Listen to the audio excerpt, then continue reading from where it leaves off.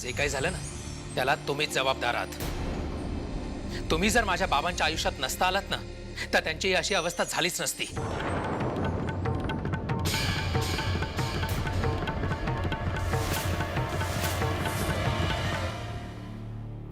विक्रम, तुझ्या मनातला राग मी समजू शकते, पण तू केलेला आरोप मला मान्य नाही। दिस इज नॉट फेअर। एखादा साधारण आरोपीही त्याच्यावर केलेले आरोप कधीच मान्य करत नाही, आणि तुम्ही तर वकील आहात। मी आधी एक स्त्री आहे, नंतर वकील। ना, स्वतःला सामान्य स्त्री अजिबात म्हणवून घेऊ नका, कारण तुम्ही जर सामान्य स्त्री असतात ना तर माझे बाबा तुमच्या प्रेमात पडलेच नसते।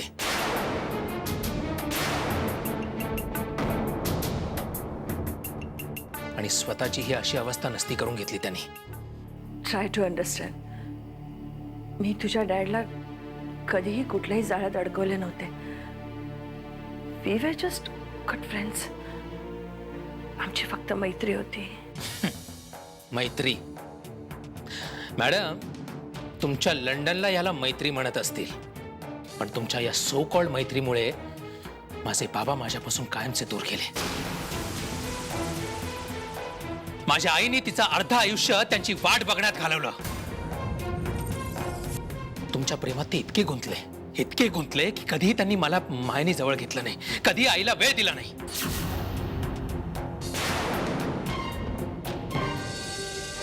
लंडनला शेखर, आय मीन तुझे डॅड जुईसाठी आले होते, नॉट फॉर मी। मला भेटायला नाही। चुकताय तुम्ही परत। जुई हे एक निमित्त होतं, ते तुम्हालाच भेटायला यायचे।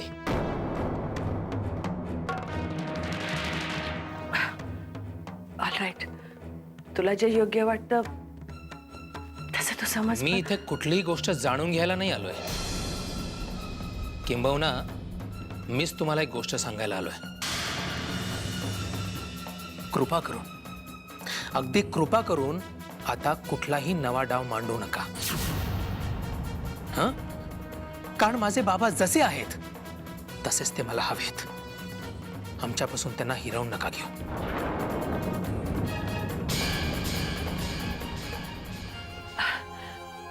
विक्रम, ट्राय टू अंडरस्टँड।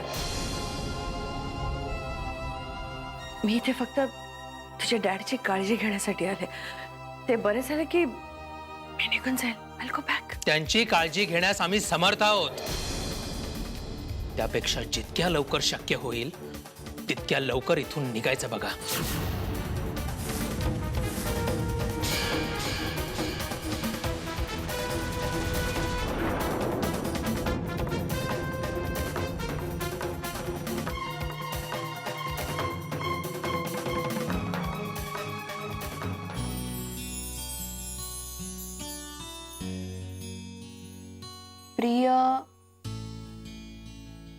प्रिय पृथ्वीराज, प्रिय पृथ्वीराज, आज तुला काहीतरी सांगायचंच आहे। तुझ्यातला स्वाभिमान बघून तू मला फार आवडू लागलायस। शी,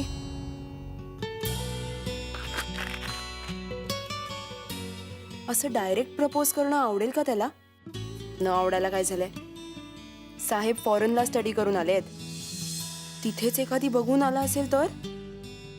नाही, तसं काही असतं तर त्याने सांगितलं असतं मला।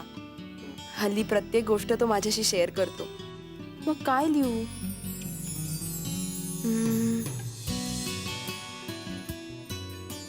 तुझ्यासारखा मित्र मला मिळाला हे माझं भाग्यच समजायचं, पण का कुणास ठाऊक तुझा सहवास मला हवाहवासा वाटू लागलाय। पण का कुणास ठाऊक तुझा सहवास मला हवाहवासा वाटू लागलाय। बहुतेक तू मला आवडू लागला आहेस।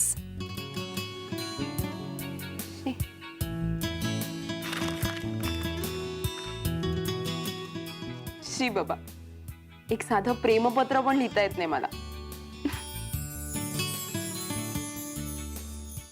तुम्हाला 1760 वेळेला सांगून झालेला आहे की रागावरती नियंत्रण ठेवा. राजकारणामध्ये सत्ता टिकवायची असेल मिळवून, तर रागावरती नियंत्रण हवं. पण तुम्ही तुमचा नादानपणा सोडायला तयार नाही विक्रम. तुम्ही आता विद्यार्थी संघटनेचे अध्यक्ष आहात, तेव्हा घरातल्या या भानगडींच्याकडे लक्ष देण्यापेक्षा संघटना बळकट करण्याकडे लक्ष द्या.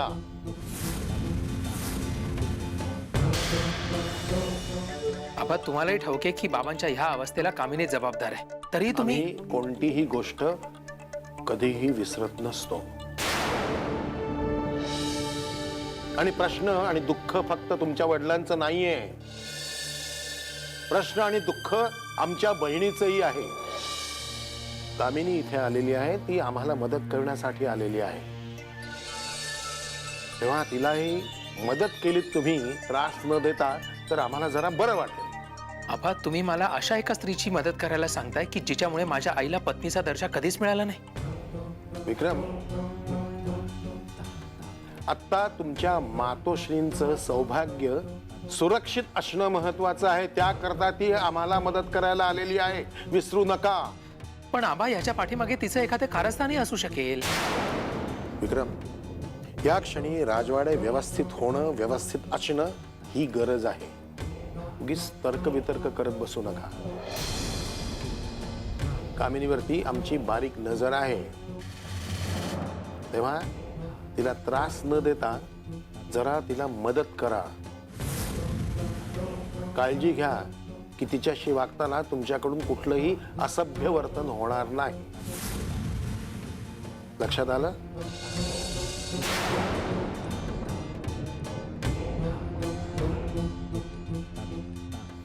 निघा.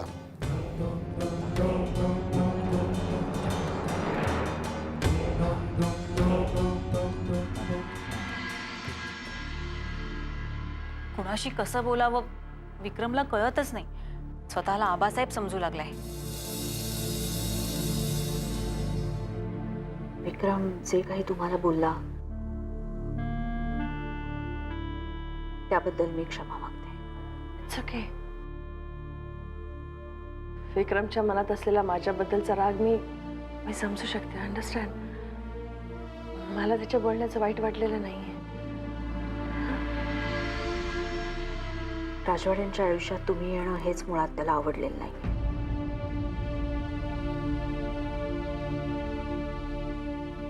त्यांच्या ह्या अवस्थेला तुम्ही कारणीभूत आहात असंच त्याला वाटतं. त्यामुळे तुमच्या इथे येण्यालाही त्याचा विरोधच होता. दादानी परवानगी दिली त्यामुळे शांत राहिला तो.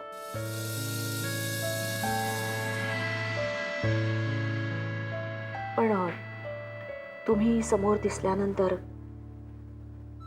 कधीतरी या रागाचा उद्रेक होईल असं वाटलंच होतं मला, आणि तसंच झालं. खरं तर मला या सगळ्या गोष्टीचा आधीच विचार करायला हवा होता. मी उगीच घाईत निर्णय घेतला. I am extremely sorry. Don't say sorry. Don't say sorry. ही तर सुरुवात आहे. पुढे पुढे तुम्हाला काय सहन करावं लागेल ह्याचीच भीती वाटते. राजवाडे पूर्णपणे बरे झाल्याशिवाय मी इथून जाणार नाही.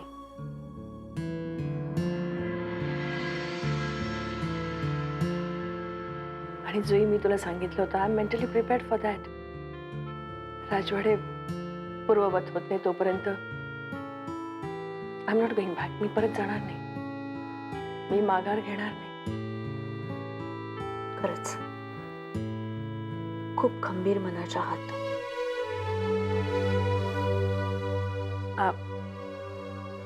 बस जस्ट प्रे ते लवकरात लवकर बऱ्या होऊ द्या. तुम्ही आल्यामुळे खरंच खूप आधार वाटला. आता विक्रमलाच देव सद्बुद्धी देवो हीच प्रार्थना. Don't worry.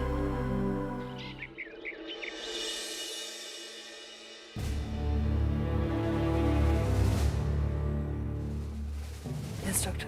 मिस कामिनी, राजवाडींचं ठीक होणं अशक्यच आहे अशातला काही भाग नाही. हो, पण औषधामुळे विशेष काही फरक पडेल असंही मला वाटत नाही. He is a not patient of complete disorder. त्यांच्या मनावर एक जबरदस्त आघात झालाय, ज्यामुळे त्यांच्या मेंदूची रिस्पॉन्स करण्याची शक्तीच नाहीशी झाली आहे. म्हणजे यू मीन टू से यावर काहीच उपाय नाही? असं म्हणून कसं झालं? Nothing is impossible. फक्त सतत एका गोष्टीची काळजी घ्यावी लागेल. ते म्हणजे बघा की त्यांच्या आवडीनिवडी, त्यांच्या प्रिय व्यक्ती किंवा त्यांच्यासोबत घडलेल्या चांगल्या चांगल्या घटना, ह्या सगळ्यांचा त्यांच्यासमोर एकसारखा उजाळा झाला पाहिजे. आणि हे सगळं केल्यानेच राजवाडे पूर्ववत होऊ शकतात. Don't worry, I take care. मी प्रयत्न करेन. मी निघू. ओके. Thank you so much.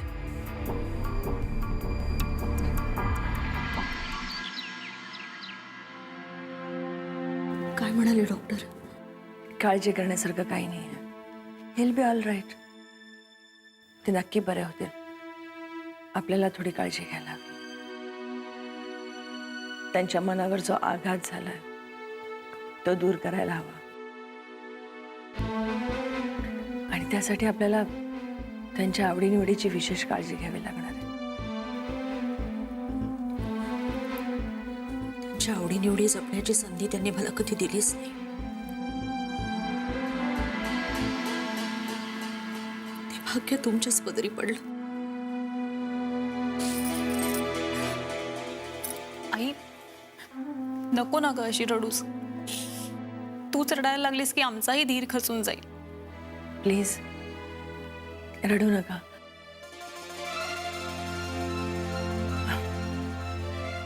राजवाड्यांना बरं करण्याची जबाबदारी आता आपल्या दोघींची आहे. अशा इमोशनल होऊ नका. So, काय म्हणाले डॉक्टर? नथिंग टू वरी. शेखरची राजवाड्यांची तब्येत नक्की बरी होईल. थोडे प्रिकॉशन्स घ्यावे लागतील.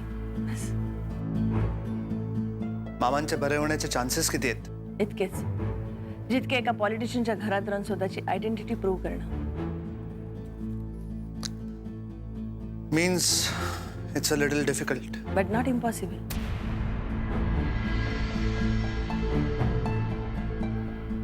As you say, nothing is impossible. I guess you are right. So please don't worry. Now please smile.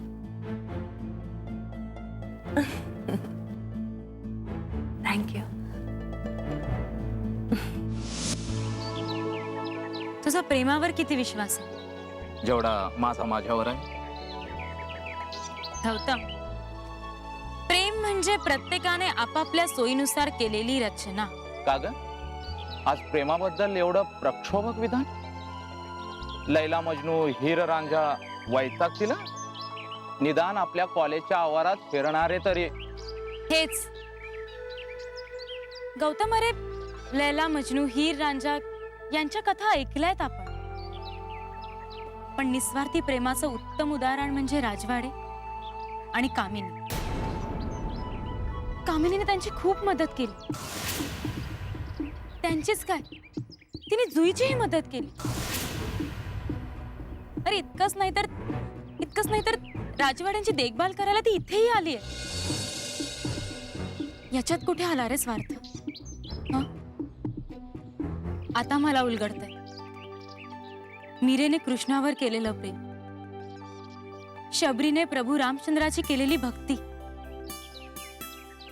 Gautam, प्रेमात फक्त हक्क अधिकार नसावा, तर तिथे त्यागही आवश्यक आहे, जो कामिनीने केला. राजवाड्यांसाठी एवढं करून तिने पैशांचा अट्टहास केला असता, पण नाही.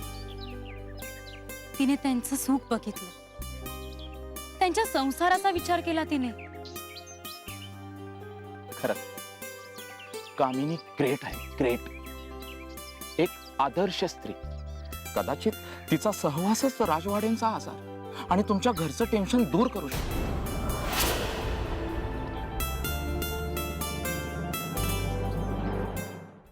सांगून काटा नाही काढायचा, काटा काढून मग जाणीव द्यायची. आता कोणाचा काटा काढायचा? घ्या.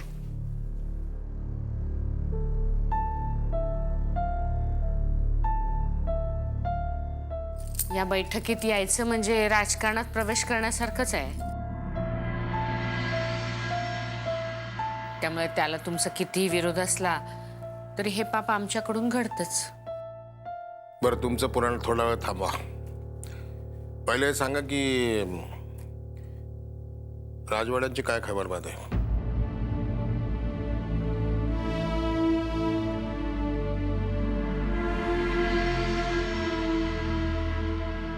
सुमतीताई आणि कामिनीबाई त्यांची अगदी मनोभावे सेवा करतायत. चला, चांगलं आहे.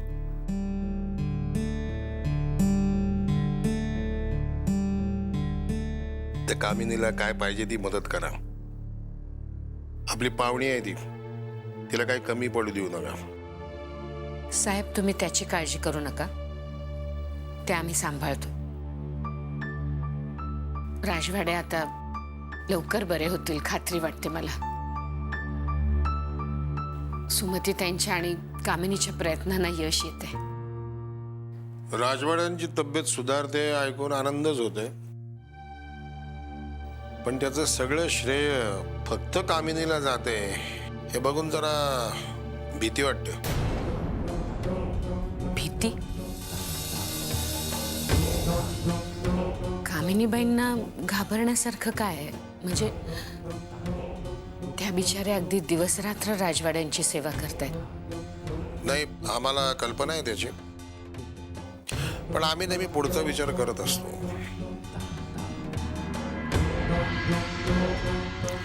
बरे झाल्यानंतर राजवाडे काय निर्णय घेतील याचा आत्ताच अंदाज बांधता येत नाही. येणाऱ्या वादळाची चाहूल लागल्यासारखं वाटतंय.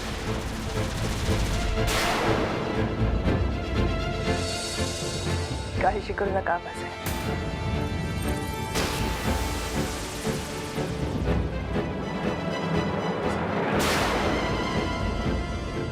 कोणतंही वादळ येणार नाही.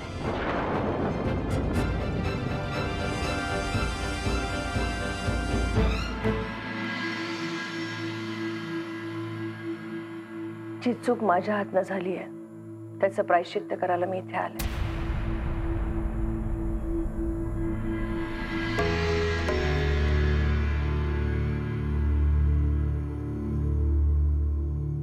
तुम्ही संशय घेणं साहजिकच आहे, पण सुमती सारख्या स्त्री समोर मी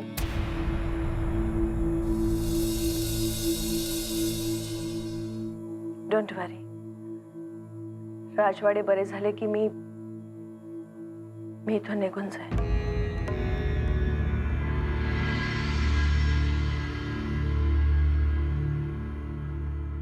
आपल्याला समजून घेण्यात आमची चूक झाली, जमलं तर माफ करा.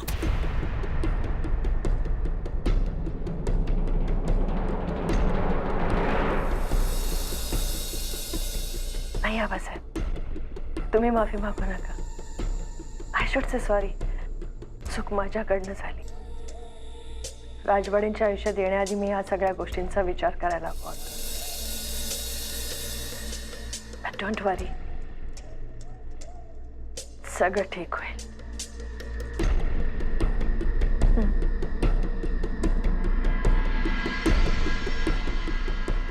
निघते.